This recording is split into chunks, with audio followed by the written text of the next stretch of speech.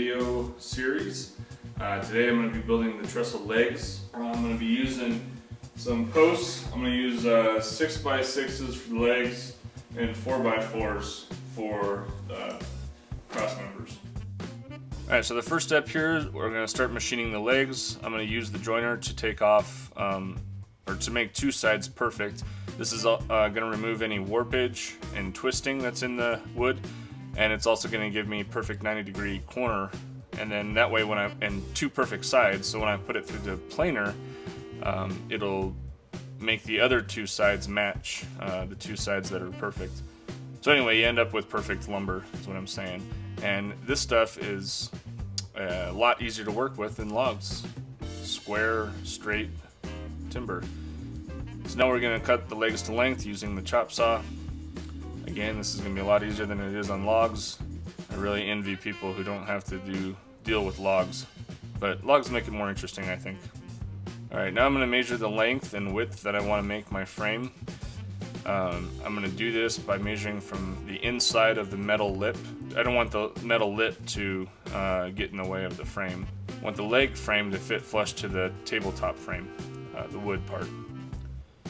Alright, so now we're going to do the same thing with the rails. We're going to make them perfect on the joiner, and then we're going to take them over to the thickness planer and give them to the desired thickness.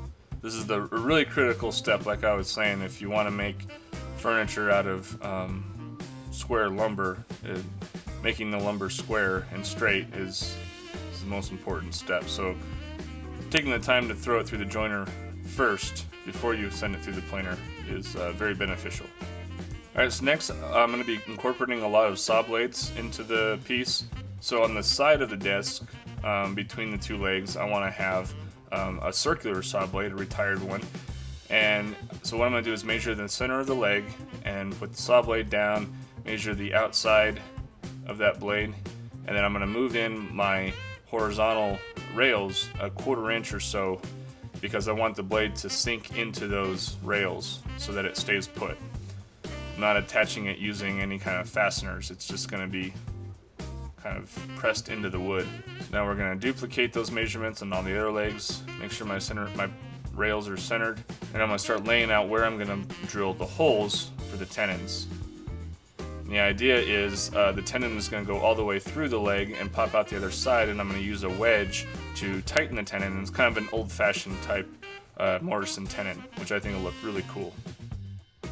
Okay, so unfortunately I made a couple of practice attempts at trying to drill a square hole through 6 inches of wood, and I don't seem to have the right tools to do that.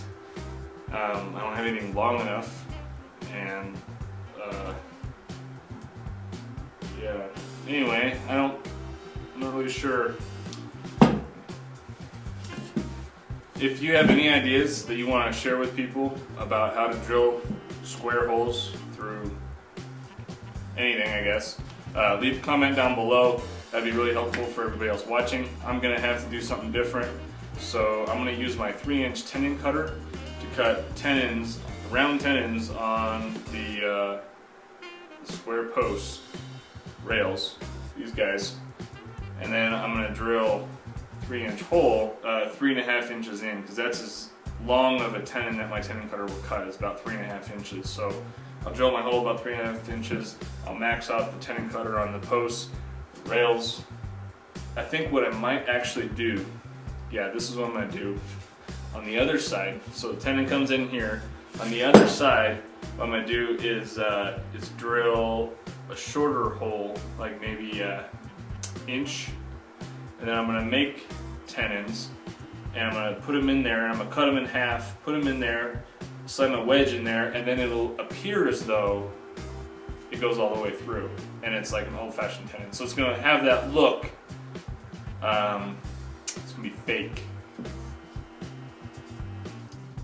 Yeah, so I think that's going to look pretty cool. But anyway, now it's time to drill the tenons onto the rails. I want to make sure that this is as straight as possible, because 3-inch tenons are not going to have a whole lot of give.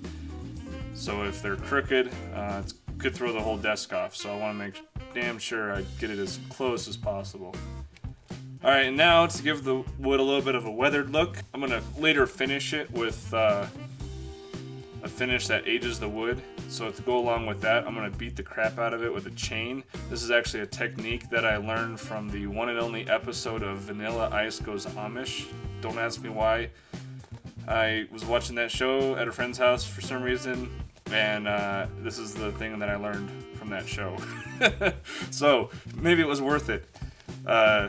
Anyway, the chain gives it like multiple points of impact, and it's very random, and each mark that it leaves is different than every other mark, and so anyway, it just looks very natural, I think. So anyway, now we're gonna assemble it, and as you can see, put the saw blade in there as I pound it in, and kind of squeeze it all together, and that saw blade should dig itself into those rails. The clamp helps as I assemble it with a sledgehammer, rubber hammer. But that thing is not going to move. With glue in those tenons, 3-inch tenons, there's no bolts or anything necessary.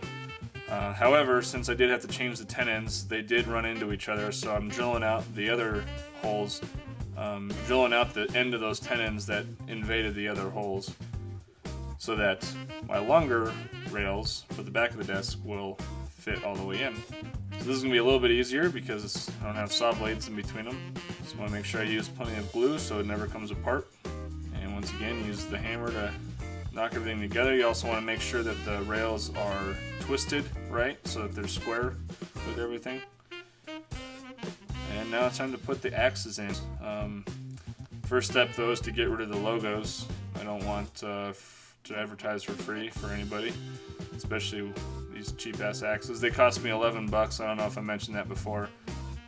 So they're really cheap to use for this. Probably wouldn't be worth a damn out in the field though. The handles are actually really sturdy on these. I had a hard time drilling and screwing through them, as you'll see here in a minute.